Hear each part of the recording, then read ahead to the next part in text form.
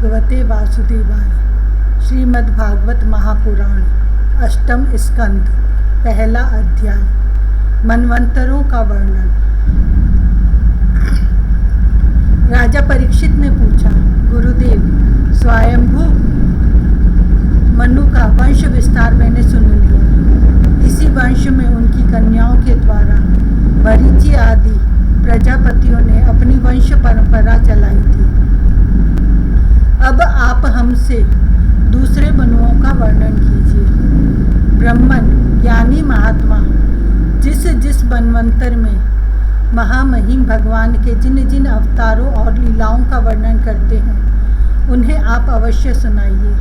हम बड़ी श्रद्धा से उनका श्रवण करना चाहते हैं। भगवान विश्व भावन भगवान बीते हुए मनवंतरों में जो जो लीलाएं कर चुके हैं, वर्तमान मनवंतर में जो कर रहे हैं और आगामी मनवंतरों में जो कुछ करेंगे वह सब हमें सुनाइए। श्री शुकदेव जी ने कहा, इस कल्प में स्वयंभू आदि 6 मनवंतर बीत चुके हैं। उनमें से पहले मनवंतर का मैंने वर्णन कर दिया। उसी में देवता आदि की उत्पत्ति हुई थी।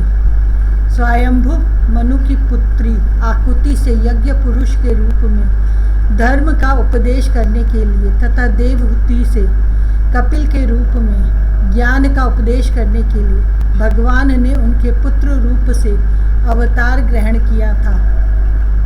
परीक्षित, भगवान कपिल का वर्णन मैं पहले ही तीसरे स्कंध में कर चुका हूँ। अब भगवान यज्ञ पुरुष ने आकुति के गर्भ से अवतार लेकर जो कुछ किया उसका वर्णन करता हूँ। परीक्षित, भगवान स्वयंभू मनु ने समस्त कामनाओं और भोगों से विरक्त होकर राज्य छोड़ दिया। वे अपनी पत्नी शतरूपा के साथ तपस्या करने के लिए वन में चले गए थे। परीक्षित, उन्होंने सुनंदा नदी के किनारे पृथ्वी पर एक पैर से खड़े रहकर 100 वर्ष तक घोर तपस्या की। तपस्या करते समय वे प्रतिदिन इस प्रकार भगवान की स्तुति करते थे। मनु जी कहा करते थे, जिनकी चेतना के स्पर्श मात्र से यह विश्व चेतन हो जाता है, किंतु यह विश्व जिन्हें चेतना का दान नहीं कर सकता, जो इसके सो जाने पर प्रलय में भी जागते रहते हैं, जिनको यह नहीं जान सकता, परंतु जो इसे जानते हैं वही परमात्मा है। यह संपूर्ण विश्व और इस विश्व में रहने वाले समस्त चर अचर प्राणी सब उन परमात्मा से ही ओतप्रोत हैं। इसलिए संसार के किसी भी पदार्थ में मोह न करके उसका त्याग करते हुए ही जीवन निर्वाह मात्र के लिए उपभोग करना चाहिए। तृष्णा का सर्वथा त्याग कर देना चाहिए। भला ये संसार की संपत्तियाँ किसकी हैं? भगवान सबके साक्षी हैं। उन्हें बुद्धि वृत्तियाँ या नेत्र आदि इंद्रियां नहीं देख सकती, परंतु उनकी ज्ञान शक्ति अखंड है।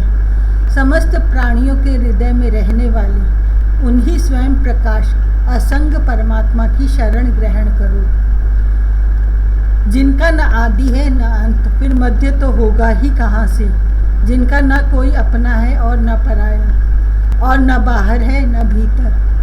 वे विश्व के आदि अंत मध्य अपने पराए बाहर और भीतर सब कुछ है। उन्हीं की सत्ता से विश्व की सत्ता है। वही अनंत वास्तविक सत्य पर ब्रह्म है। वही परमात्मा विश्व रूप है। उनके अनंत नाम हैं। वे सर्वशक्तिमान सत्य स्वयं प्रकाश अजन्मा और पुराण पुरुष हैं। वे अपनी माया शक्ति के द्वारा ही विश्व सृष्टि के जन्म आदि को स्वीकार कर लेते हैं और अपनी विद्या शक्ति के द्वारा उसका त्याग करके निष्क्रिय सत्व स्वरूप मात्र रहते हैं। इसी से ऋषि मुनि नैष्कर्म्य स्थिति अर्थात ब्रह्म से एकत्व प्राप्त करने के लिए पहले कर्म योग का अनुष्ठान करते हैं। प्रायः कर्म करने वाला पुरुष ही अंत में निष्क्रिय होकर कर्मों में से छुट्टी पा लेता है। यों तो सर्वशक्तिमान भगवान भी कर्म करते हैं, परंतु वे आत्मलाभ से पूर्ण काम होने के कारण उन कर्मों में आसक्त नहीं होते। अतः उन्हीं का अनुसरण करके अनासक्त रहकर कर्म करने वाले भी कर्म बंधन से मुक्त ही रहते हैं। भगवान ज्ञान स्वरूप हैं, इसलिए उनमें अहंकार का लेश भी नहीं है। वे सर्वतः परिपूर्ण हैं, इसलिए उन्हें किसी वस्तु की कामना नहीं है। वे बिना किसी की प्रेरणा के स्वच्छंद रूप से ही कर्म करते हैं। वे अपनी ही बनाई हुई मर्यादा में स्थित रहकर अपने कर्मों के द्वारा मनुष्यों को शिक्षा देते हैं। वे ही समस्त धर्मों के प्रवर्तक और उनके जीवन दाता हैं। मैं उन्हीं प्रभु की शरण में हूँ। श्री सुखदेव जी कहते हैं, परीक्षित, एक बार स्वयंभू मनु एकाग्र चित्त से इस मंत्रमय उपनिषद स्वरूप श्रुति का पाठ कर रहे थे। उन्हें नींद में अचेत होकर बड़बड़ाते जान भूखे असुर और राक्षस खा डालने के लिए उन पर टूट पड़े। यह देखकर अंतर्यामी भगवान अपने पुत्र याम नामक देवताओं के साथ वहां आए। उन्होंने उन खा डालने के निश्चय से आए हुए असुरों का संहार कर डाला और फिर वे इंद्र के पद पर प्रतिष्ठित होकर स्वर्ग का शासन करने लगे। परीक्षित, दूसरे मनु हुए स्वारोचिष। वे अग्नि के पुत्र थे। उनके पुत्रों के नाम थे द्युमान, सुषेण और रोचष्मान आदि। उस मनवंतर में इंद्र का नाम था रोचन। प्रधान देवगण थे तुषित आदि। ऊर्ज, स्तंभ आदि वेदवादी गण सप्त ऋषि थे। उस मनवंतर में वेदशिरा नामक ऋषि की पत्नी तुषिता थी। उनके गर्भ से भगवान ने अवतार ग्रहण किया और विभु नाम से प्रसिद्ध हुए। वे आजीवन नैष्ठिक ब्रह्मचारी रहे। उन्हीं के आचरण से शिक्षा ग्रहण करके 88,000 व्रतनिष्ठ ऋषियों ने भी ब्रह्मचर्य व्रत का पालन किया। तीसरे मनु थे उत्तम। वे प्रिय व्रत के पुत्र थे। उनके पुत्रों के नाम थे पवन, सृंजय, यज्ञहोत्र आदि। उस मनवंतर में वशिष्ठ जी के प्रमद आदि 7 पुत्र सप्त ऋषि थे। सत्य, वेदश्रुत और भद्र नामक देवताओं के प्रधान गण थे और इंद्र का नाम था सत्यजीत। उस समय धर्म की पत्नी सुनृता के गर्भ से पुरुषोत्तम भगवान ने सत्यसेन के नाम से अवतार ग्रहण किया था। उनके साथ सत्यव्रत नामक देवगण भी थे।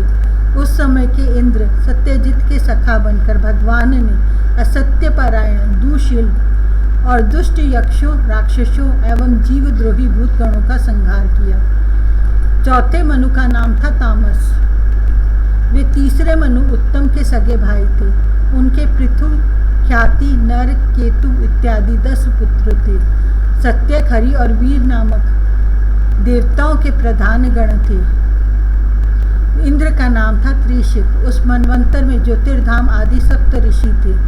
परीक्षित, उस तामस नाम के मनवंतर में विधृति के पुत्र वैधृति नामक के और भी देवता हुए। उन्होंने समय के फेर से नष्ट प्राय वेदों को अपनी शक्ति से बचाया था, इसीलिए ये वेदधृति कहलाए।